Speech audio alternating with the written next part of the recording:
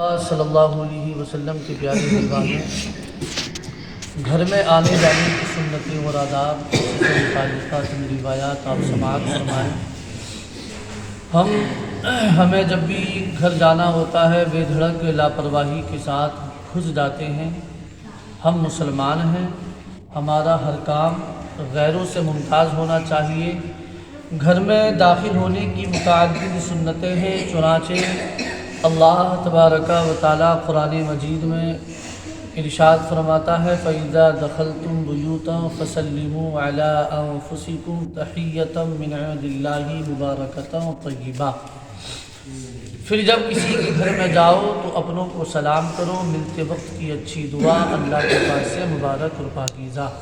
اس آیت مبارکہ سے معلوم ہوا کہ کسی کے گھر میں ایک دم گھس جانا ٹھیک نہیں، سلیقے کے ساتھ سلام کریں، بلکہ اپنے گھر میں بھی آتے ہوئے سلام کریں اور جاتے ہوئے بھی سلام کریں۔ چنانچہ حضور تاجدار مدینہ صلی اللہ علیہ وسلم کا فرمان عالی شان ہے کہ جب تم گھر میں آؤ تو گھر والوں کو سلام کرو اور جاؤ تو سلام کر کے جاؤ۔ حضرات جب بھی اپنے گھر میں داخل ہوں، کوئی ہو یا نہ ہو، سلام ضرور کر لیا کریں، کہ حدیث پاک میں آتا ہے جب تم اپنے گھروں میں جاؤ تو اہل خانہ پر سلام کرو، کہ جب تم میں سے کوئی گھر میں جاتے وقت سلام کرتا ہے تو شیطان اس گھر میں داخل نہیں ہوتا، نیز گھر میں سلام کرنے سے خیر و برکت کا نہیں ہوتا ہے۔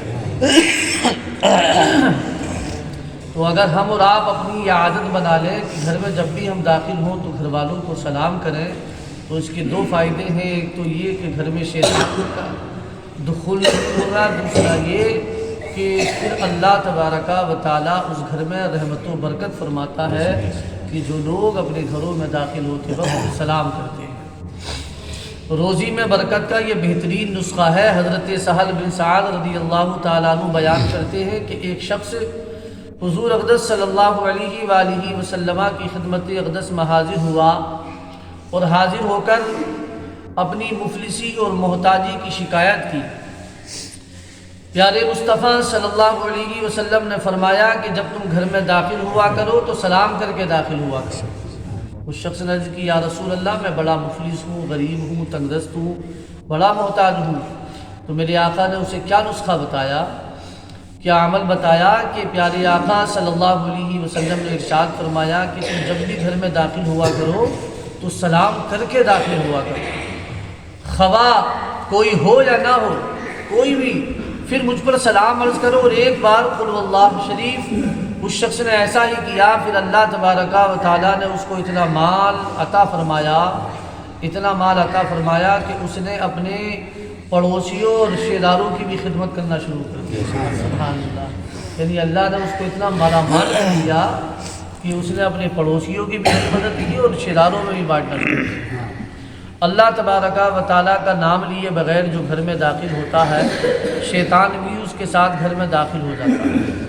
جیسا کہ حضرت جابر رضی اللہ تعالیٰ عنہ سے روایت ہے کہ رسول اللہ صلی اللہ علیہ وآلہ وسلم نے ارشاد فرمایا جب آدمی گھر میں داخل ہوتے وقت اور کھانا کھاتے وقت اللہ کا ذکر کرتا ہے تو شیطان کہتا ہے آج یہاں نہ تمہاری رات گزر سکتی ہے اور نہ تمہیں کھانا مل سکتا ہے۔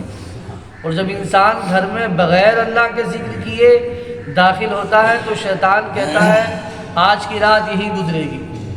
اور جب کھانے کے وقت اللہ کا نام نہیں لیتا تو وہ کہتا ہے تمہیں بسیرا بھی مل گیا اور کھانا بھی مل گیا۔ جب کوئی خوش نصیب اپنے گھر سے باہر جاتے وقت باہر جانے کی دعا پڑھ لیتا ہے تو وہ گھر لوٹنے تک ہر بلا و آفت سے محفوظ ہو جاتا ہے۔ الحمدللہ سرکار مدینہ صلی اللہ علیہ وآلہ وسلم کی سنتوں پر عمل کرنے میں برکت ہی برکت ہے۔ یعنی پیارے مصطفیٰ کے طریقے پر اگر ہم عمل کریں، مصطفیٰ جان رحمت کی سنتوں کو اگر ہم اپنائیں تو رفیقان گرامی بے شمار ہمیں برکتیں ہی حاصل ہوں گی، بے شمار اللہ کی رحمتیں ہم پر نازل ہوں گی۔ اس لیے کوشش یہ کریں کہ ہم اپنے ہر قول و فعل میں، زندگی کے ہر عمل میں مصطفیٰ جان رحمت صلی اللہ علیہ وآلہ وسلم کی سنت کو پیش رکھیں۔ حضرت ابو ہریرہ رضی اللہ تعالیٰ عنہ سے روایت ہے کہ حضور تاجدار مدینہ صلی اللہ تعالی علیہ وآلہ وسلم نے ارشاد فرمایا، جب آدمی اپنے گھر کے دروازے سے باہر نکلتا ہے تو اس کے ساتھ 2 فرشتے مقرر ہوتے ہیں۔ جب وہ کہتا ہے بسم اللہ تو وہ فرشتے کہتے ہیں تو نے سیدھی راہ اختیار کی۔ جب انسان کہتا ہے لا حول ولا قوت الا باللہ تو فرشتے کہتے ہیں اب تو ہر آفت سے محفوظ ہے۔ جب بندہ کہتا ہے توکلت علی اللہ تو فرشتے کہتے ہیں اب تجھے کسی اور کی مدد کی حاجت نہیں۔ سبحان اللہ۔ اس کے بعد اس شخص کے 2 شیطان جو اس پر مسلط ہوتے ہیں وہ اس سے ملتے ہیں، فرشتے کہتے ہیں اب تم اس کے ساتھ کیا کرنا چاہتے ہو؟ اس نے تو سیدھا راستہ اختیار کیا، تمام آفات سے محفوظ ہو گیا اور خدا کی امداد کے علاوہ دوسرے کی امداد سے مدد سے یہ بے نیاز ہو گیا۔ سبحان اللہ۔ تو پیارے اسلامی بھائیوں، جب بھی ہم اور آپ اپنے گھر سے باہر جائیں تو بسم اللہ لا حول ولا قوت الا باللہ توکلت علی اللہ اس دعا کو پڑھ لیا کریں تو یقیناً پھر اللہ تبارک و تعالیٰ کی حفاظت میں ہم اور آپ آ جاتے ہیں۔ پھر رب کعبہ تمام آفات سے ہماری حفاظت فرماتا ہے۔ آئے دن تو دیکھا جائے بڑے حادثات ہو رہے ہیں اور ہم اور آپ اپنی نگاہوں سے دیکھ بھی رہے ہیں۔ اس لیے جب بھی آپ گھر سے نکلیں تو اس دعا کو پڑھ لیا کریں، اس کے بڑے فائدے آپ کو حاصل ہوں۔ جب کسی کے گھر جانا ہو تو اس کا طریقہ کیا ہے؟ اس کا طریقہ یہ ہے کہ باہر سے سلام کریں، جواب نہ ملے تو پھر سلام کریں۔ اگر تیسری بار بھی سلام کا جواب نہ ملا تو سمجھے کہ گھر میں داخلے کی اجازت نہیں، ناراض ہوئے بغیر لوٹ جائیں۔ ہو سکتا ہے کسی مجبوری کی وجہ سے اجازت نہ دی ہو۔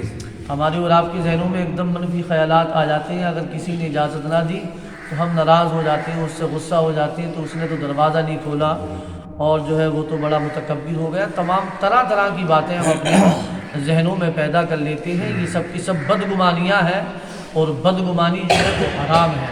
اس لیے آپ پہلے تو اجازت طلب کریں سلام کے ساتھ، اگر سلام کا جواب نہ ملے تو پھر جو ہے آپ بغیر ناراض ہوئے واپس آتے ہیں۔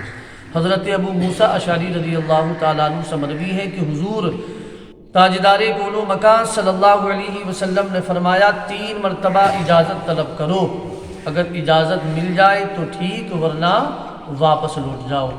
جو سلام کیے بغیر گھر میں داخلے کی اجازت مانگے اسے داخلے کی اجازت نہ دی جائے۔ حضرت جابر رضی اللہ تعالیٰ عنہ سے روایت ہے نبی کریم رؤوف الرحیم صلی اللہ علیہ وسلم نے فرمایا جو شخص سلام کے ساتھ ابتدا نہ کرے اس کو اجازت نہ دو۔ گھر میں داخلے کی اجازت مانگنے میں ایک حکمت یہ بھی ہے کہ فوراً گھر میں باہر والے کی نظر نہ پڑے، آنے والا باہر سے سلام کر رہا ہو، اجازت چاہ رہا ہو اور صاحب خانہ پردہ وغیرہ کا انتظام کر لے۔ نیز اجازت مانگنے والے کو جلد بازی بھی زیب نہیں دیتی جس سے صاحب خانہ پریشان ہو جائے۔ لہذا حضرت سہل بن سعد رضی اللہ تعالیٰ عنہ سے مروی ہے، فرماتے ہیں کہ حضور تاجدار مدینہ صلی اللہ علیہ وسلم نے فرمایا اجازت طلب کرنے کا حکم آنکھ کی وجہ سے دیا گیا ہے، اس لیے کہ اہل خانہ کی نجی زندگی کے اسرار منکشف نہ ہو سکیں، یعنی جو ان کی پوشیدہ باتیں ہیں یا پوشیدہ معاملات ہیں وہ تم پر ظاہر نہ ہو سکیں، اس لیے اجازت مانگنے کو کہا گیا ہے۔ لیکن آج کل دیکھا جائے ہم اس کوشش اور جستجو میں لگے رہتے ہیں کہ جو ہے اس کی جو پوشیدہ باتیں ہیں یا اس کی جو راز کے معاملات ہیں وہ ہمیں پتہ چل جائے، ہم پر ظاہر ہو جائے اور اس ٹھوں میں لگے رہتے ہیں۔ لہذا یہ ناجائز اور حرام ہے، اس لیے فرمایا ہے کسی کی اجازت کے بغیر کسی کا خط پڑھنا بھی جائز نہیں ہے۔ آج کل موبائل ہے، واٹس ایپ وغیرہ دیگر جو ہے لوگوں کی جو ہے میسج وغیرہ ہوتے ہیں، تو اس کے تعلق سے بھی فقہا فرماتے ہیں کہ کسی کی بغیر اجازت کے کسی کے موبائل میں بھی کسی دوست کا سندیش یا کسی دوست کا خط پڑھنا موبائل میں بھی جائز نہیں ہے۔ اس لیے مسلمان کے لیے یہ روا نہیں ہے، مسلمان کے لیے یہ جائز نہیں ہے کہ وہ اپنے اسلامی بھائی کی راز کی باتوں کو وہ جانے۔ پیارے اسلامی بھائیوں، جب کسی کے گھر جانا ہو تو سنت یہ ہے کہ اس طرح سے اجازت مانگیں السلام علیکم، کیا میں اندر آ سکتا ہوں؟ چنانچہ حضرت ربعی بن حراش رضی اللہ تعالیٰ عنہ فرماتے ہیں ہمیں بنو عامر کے ایک شخص نے یہ بات بتائی کہ اس نے حضور نبی کریم صلی اللہ علیہ وسلم سے اجازت طلب کی، آپ صلی اللہ علیہ وآلہ وسلم گھر میں تشریف فرما تھے، اس نے عرض کیا کیا میں داخل ہو جاؤں؟ حضور نبی کریم سرور دو عالم صلی اللہ علیہ وسلم نے اپنے خادم سے فرمایا باہر اس آدمی کے پاس جاؤ اور اس کو اجازت طلب کرنے کا طریقہ سکھاؤ، اس سے کہو کہ اس طرح کہے السلام علیکم کیا میں داخل ہو سکتا ہوں؟ اس آدمی نے سرکار مدینہ صلی اللہ علیہ وسلم کا ارشاد سنایا اور عرض کیا السلام علیکم کیا میں داخل ہو سکتا ہوں؟ تو سرکار مدینہ نے اس کو اجازت عطا کی اور وہ اندر داخل ہوا۔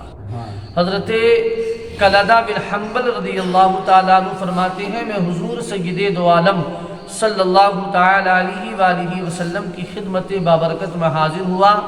میں جب اندر داخل ہوا اور سلام عرض نہ کیا تو حضور صلی اللہ علیہ وسلم نے فرمایا لوٹ جاؤ اور یہ کہو السلام علیکم کیا میں داخل ہو سکتا ہوں؟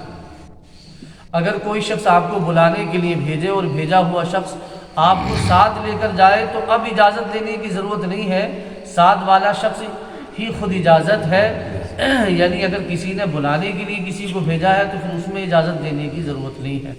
تو یہ چند جو ہے سنتیں گھر میں داخل ہونے کی ذکر ہوئی، کل انشاءاللہ العزیز مزید روایات کا ذکر ہوگا۔ رب کعبہ کی بارگاہ میں دعا ہے مولا ہم سب کو پیارے مصطفیٰ کی پیاری پیاری سنتوں پر عمل کرنے کی توفیق عطا فرمائے۔